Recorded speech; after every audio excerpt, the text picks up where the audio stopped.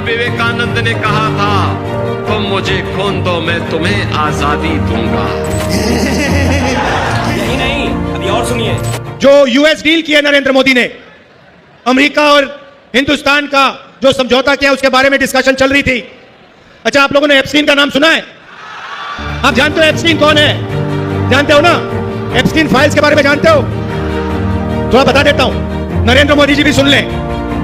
Epstein files, America में 35 लाख फाइलें बंद पड़ी हैं। उसमें हिंदुस्तान के मंत्रियों का नाम, बीजेपी के नेताओं का नाम और नरेंद्र मोदी जी भी उसमें फंसे पड़े हुए हैं। एप्स्टीन फाइल्स की चाबी डोनाल्ड ट्रंप के हाथ में है। इसलिए जब डोनाल्ड ट्रंप मोदी से कहता है, मोदी जी जंप मारो, तो नरेंद्र मोदी जंप मारता है। उससे कहता है उधर बैठ जाओ, तो नरेंद्र मोदी उधर बैठ जाता है, क्योंकि कंट्रोलर डोनाल्ड ट्रंप के हाथ में है। भाइयों और बहनों, बीजेपी ने और नरेंद्र मोदी ने एक नया राजनीतिक सिस्टम निकाला था। आइडिया क्या था कि पूरा का पूरा फाइनेंस, पार्टी का जो पैसा है, पूरा का पूरा एक जगह रख दो। कौन सी जगह? अदानी। तो उन्होंने क्या किया? उन्होंने, नरेंद्र मोदी ने बीजेपी को अदानी कंपनी से जोड़ दिया। अदानी के लिए बीजेपी काम करवाती है और अदानी पैसा, सपोर्ट, मीडिया, फाइनेंस सारा का सारा बीजेपी को देती है। ये इनका सिस्टम है।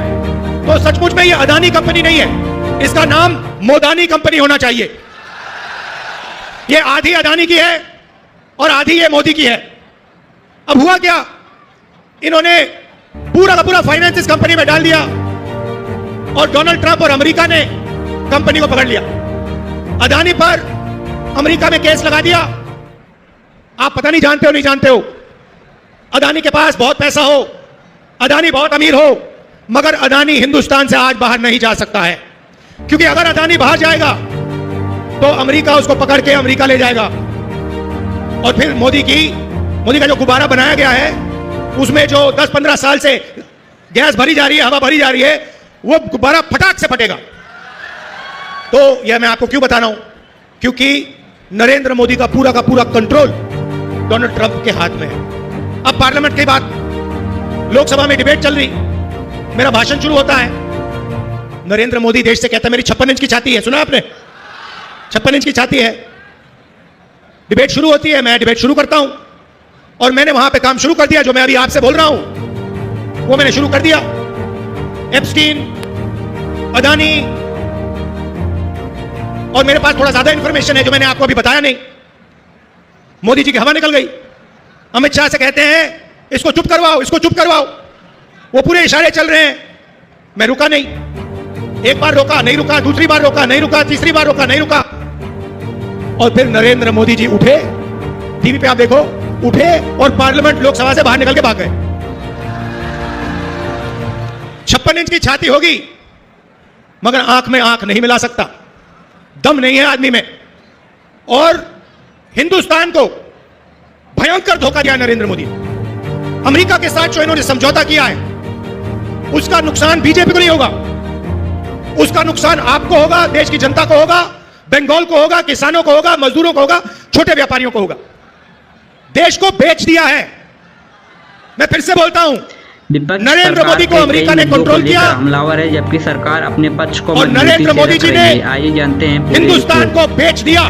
दिल्ली का यंतर मंतर एक बार फिर देश की राजनीति का प्रमुख केंद्र बना हुआ है। विभिन्न संगठनों और छात्र समूहों द्वारा अलग अलग मुद्दों को लेकर प्रदर्शन किए जा रहे हैं। इन प्रदर्शनों के बीच विपक्ष की दल भी लगातार सरकार से जवाब मांग रही है और संसद को लेकर सड़क तक अपनी आवाज़ बुलंद कर रही है। कांग्रेस के नेता राहुल गांधी हाल ही के दिनों में युवाओं, रोजगारों, शिक्षकों और लोकतंत्र के संस्थाओं से जुड़ी मुद्दों पर सरकार की नीतियों की आलोचना की।